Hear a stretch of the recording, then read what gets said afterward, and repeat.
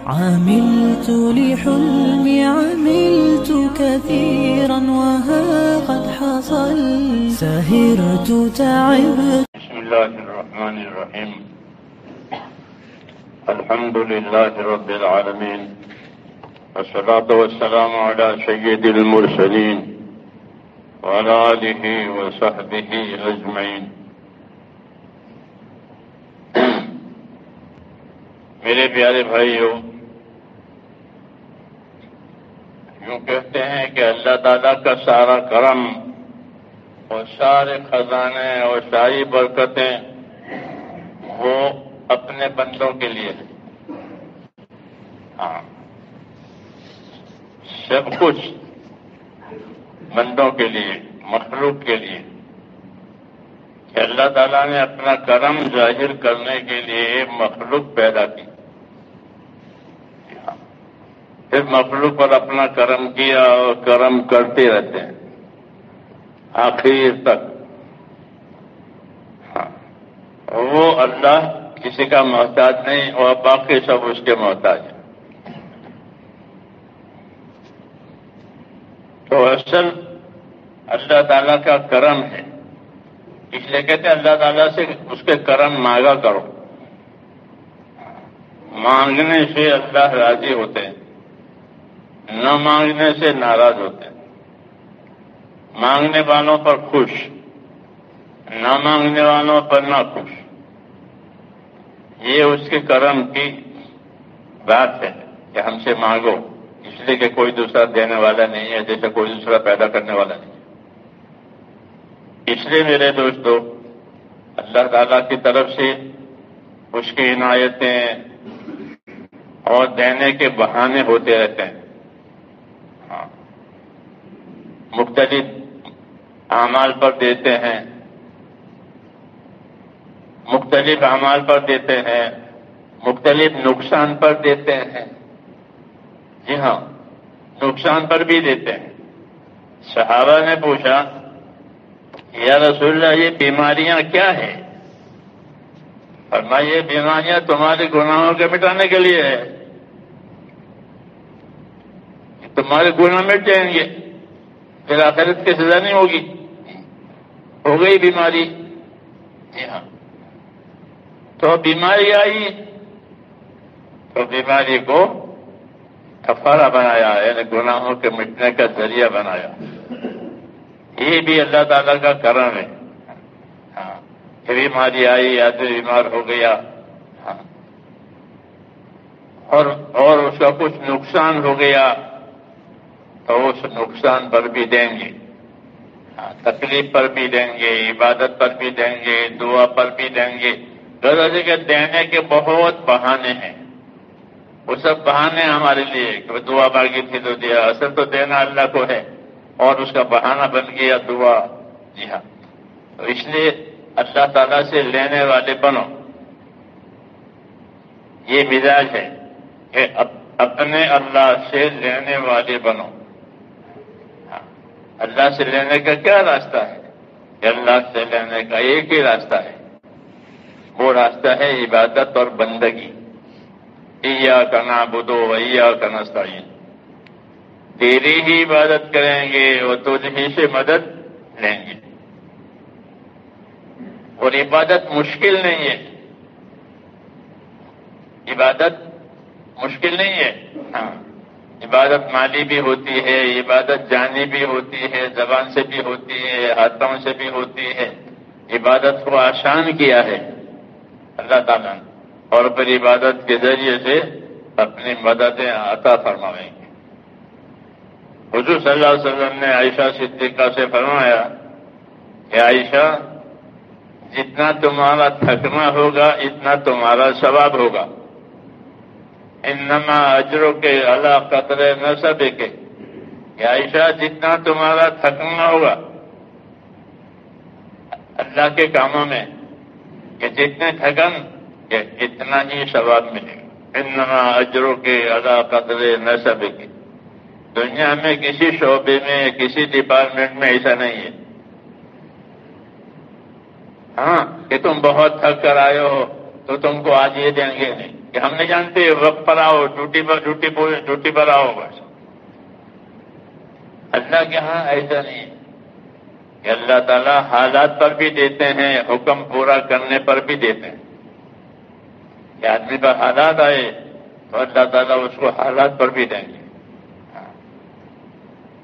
اس لیے اور اللہ تعالیٰ حسن ظن پر بھی دیں گے کہ اللہ تعالیٰ سے اچھا گمان رکھو. حضور صلی اللہ علیہ وسلم فرماتے ہیں کہ اپنے پروردگار سے اچھا گمان رکھو.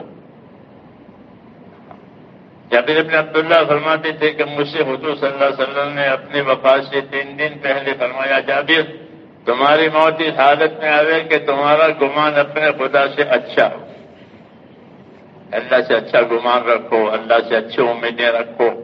ابشرو وعملو، بشارتیں سنو، فضائل سنو، امیدوار رہو.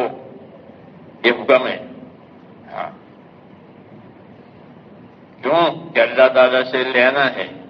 تو میرے دوستو یہ سارے اسباب، عبادتیں، رمضان اور زکوٰۃ اور نماز اور یہ سب اس اللہ تعالیٰ سے لینے کے لیے ہے. اس لیے کہا اس میں آگے بڑھو. اللہ تعالیٰ کو آگے بڑھنے والے پسند ہیں، پیچھے رہ جانے والے پسند نہیں ہیں.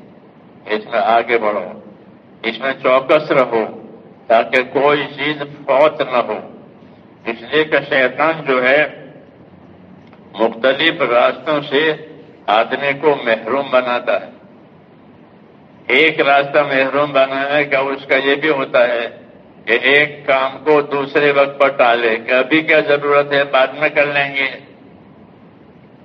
ہاں ابھی کیا جلدی ہے، بعد میں کریں گے. تسویف اس کو کہتے ہیں کہ بعد میں کریں گے، پھر بعد میں موقع نہیں ہوتا. جی ہاں، تو آدمی محروم ہو جاتا ہے. اور ایک کہ آدمی کو بہانہ سکھاتا ہے، بہانہ سکھاتا ہے. ایسی طبیعت اچھی نہیں ہے، حالت اچھی نہیں ہے، اس کو تسویل کہتے ہیں.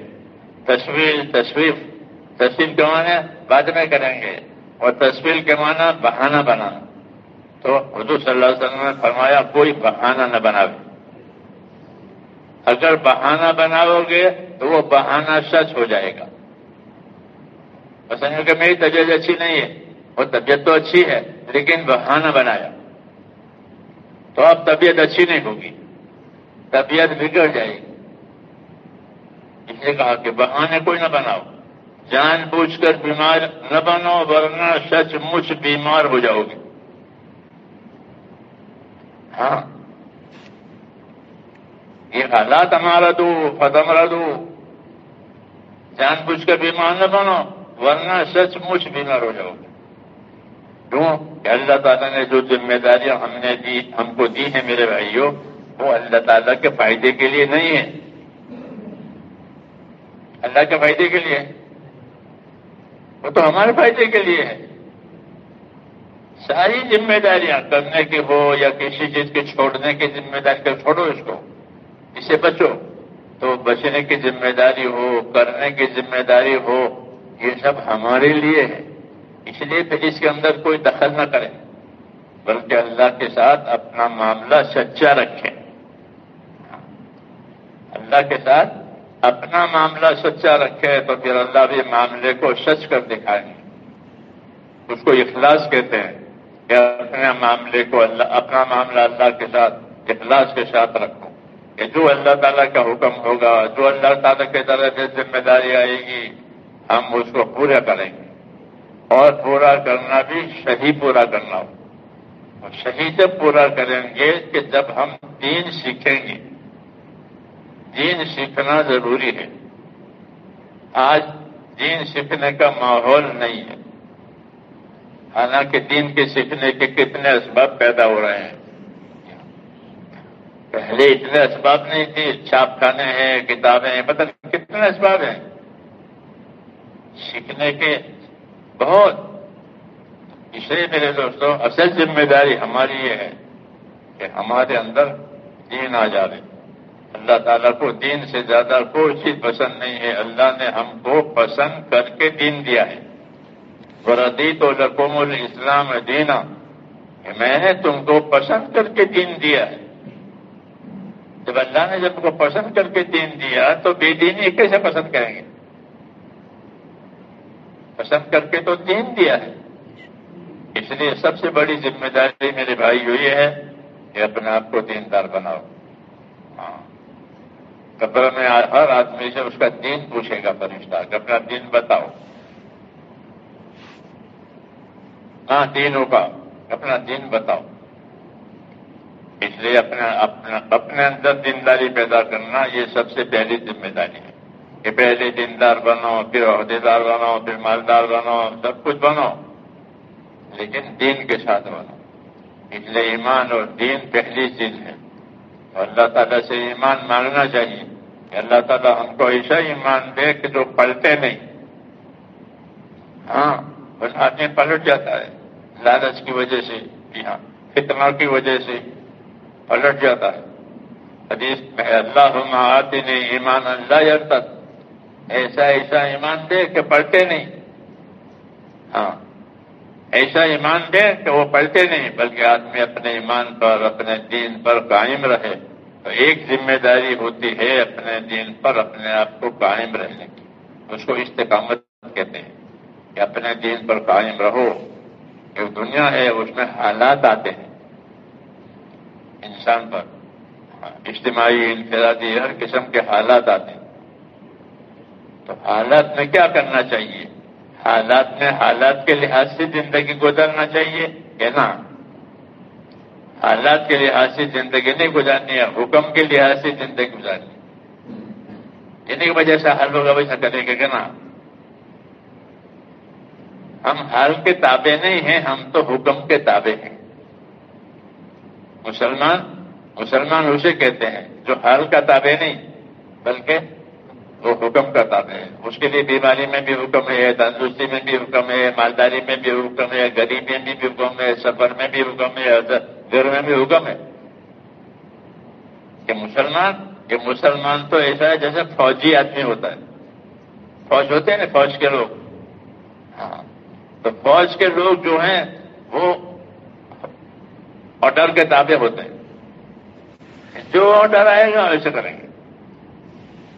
ہم لوگ ملک شام وغیرہ میں جاتے ہیں، اسلامی ملکوں میں، تو بعض مرتبہ عید کا دن ہوتا ہے، لوگ عید کی نماز پڑھ جاتے ہیں اور فوج کو حکم ہوا ہے کہ تم فلاں جگہ چلے جاؤ، حالانکہ وہ سب مسلمان ہیں. تو وہ جا رہے ہیں، لوگ عید کو جا رہے ہیں اور وہ اپنے ڈیوٹی پہ جا رہے ہیں. تو یہ فوجی ہیں، انہوں نے جاننا حکومت کو دے دیا ہے. تو لوگ عید کو جا رہے ہیں اور وہ اپنے مہم پر جا رہے ہیں. تو مولانا الیاس صاحب فرماتے تھے کہ مسلمان کی زندگی فوجی زندگی ہے. فوج میں کیا ہے کہ جو اوپر سے آرڈر آئے وہی کرنا ہے. تو مسلمان کے لیے کیا ہے کہ جو اوپر سے آرڈر آئے وہی کرنا ہے. فَفْعَلُوا مَا تُؤْمَرُونَ، وہ کرو جس کا تم کو حکم دیا گیا ہے. تو ہماری زندگی میرے دوستوں حکموں والی ہے. اس لیے حالات کو ہم نہیں دیکھیں گے بلکہ حکم کو دیکھیں گے. ہاں، جو حال آیا ہے اس حال کے حساب سے اس حکم کے پورا کرنے کا طریقہ پوچھیں گے. جب میں تو بیمار ہو گیا ہوں، میں کیا کروں؟ صحابہ پوچھتے تھے کہ بیمار ہو گیا، رکوع نہیں ہوتا، سجدہ نہیں ہوتا، تو پوچھتے تھے. یہ نہیں کہ بیمار ہو گیا تو چھوڑ دیا ہے نا، کہ پوچھو تاکہ تمہیں ہر حال کا حکم اور اس کا طریقہ معلوم ہو جائے. کیونکہ حالات بدلتے رہتے ہیں تو طریقے بھی بدلتے رہتے ہیں. دین نہیں بدلتا، طریقہ بدلتا ہے. دین تو رہے گا، وہ نہیں بدلے گا، لیکن اس پر عمل کرنے کے طریقے بدلتے ہیں. ہاں، طریقے ایک سے زیادہ بھی ہوتے ہیں. سمجھ میں آئی نہیں بات؟ اس لیے دین سیکھنا اس لیے ضرور. لوگوں کو دین میں تنگی معلوم ہو رہی ہے کہ دین پر چلنا بہت مشکل ہے. اس کی وجہ یہ ہے کہ دین سیکھا نہیں ہے، دین کے طریقے نہیں معلوم کیے. اگر طریقے معلوم کر لیں تو دین آسان ہو جائے. طریقہ معلوم نہیں ہوگا تو پریشان ہوگا میں کیا کروں. اس لیے میرے بھائیوں، ایک تو اللہ پر ایمان لانا، اور دین کے حق ہونے کا یقین کرنا، اور دوسرا دین سیکھنا، تاکہ دین میں سے دین کی طرف سے جو بھی حکم آوے ہم اس حکم کے پورا کرنے والے بنے، تاکہ زندگی اللہ تعالیٰ کے ساتھ وفاداری والی ہو۔ کونوا مع الصادقین، سچوں کے ساتھ ہو جاؤ، سچوں کے ساتھ رہو، وفاداروں کے ساتھ رہو، یہ حکم ہے، تاکہ کسی حال میں بھی اللہ کی ناراضگی یہ نہ ہو۔ اس لیے مختلف حالتوں میں مختلف حکم آتے ہیں، تاکہ ہر حال میں اللہ کے حکموں پر زندگی گزارنے والا بنے، پھر اس کو ہر حال کا انعام دیں گے، ہر حال کا انعام دیں گے، بیماری کا بھی انعام دیں گے، تندرستی کا بھی انعام دیں گے، غریبی کا بھی انعام دیں گے، مالداری کا بھی انعام دیں گے، کیونکہ ان حال میں حکم پورے کیے ہیں۔ تو مسلمان کے لیے حالات جو ہیں وہ انعام لینے کا ذریعہ ہے، اگر اس وقت جبکہ وہ دین سیکھے۔ اس لیے یہ مجلسیں ہوتی ہیں، یہ مذاکرے ہوتے ہیں، یہ باتیں بتائی جاتی ہیں، تاکہ زندگیوں میں دین آئے۔ ایک تو کتابوں میں دین ہو وہ الگ ہے، اور یہ کہ زندگی میں دین آئے، جیسے دوائیں کہ دوائیں زندگی میں آئے تو دوا کا فائدہ ہوگا۔ یہ دوائیں گھروں میں ہیں، دوائیں اس سے کچھ نہیں ہوتا، بلکہ دوا تو زندگی کے لیے ہے، خوراک زندگی کے لیے ہے۔ یہ خوراک زندگی میں آئے گا تو وہ فائدہ دے گا، دوا زندگی میں آئے گی بیماری دور ہو جائے گی۔ ایسے ہی میرے بھائیوں، زندگی میں دین آ رہا تو بے دینی دور ہو جائے گی۔ اس لیے حکم ہے کہ اپنی زندگی دینی بناؤ، اپنے آپ کو دیندار بناؤ، یہ حکم ہے۔ دوسرا حکم ہے کہ اپنے اہل و عیال کو دیندار بناؤ، جن کے ہم کفالت کرتے ہیں کہ ان کو بھی دیندار بناؤ۔ وہ انفسکم واہلکم نارا، اپنے آپ کو اپنے اہل و عیال کو دیندار بناؤ۔ کوئی بھی اپنے اہل و عیال کو بھوکا رکھتا ہے کہ بھائی کہ میں کھاؤں، میرے اہل کہ نہیں، جس تم کھاتے ہو اہل و عیال کو پلاتے ہو، ایسے ہی تم بھی دیندار بنو، تمہارے اہل و عیال بھی دیندار بنے۔ یہ نبیوں کا طریقہ ہے۔ عملت لحلمي عملت كثيرا وها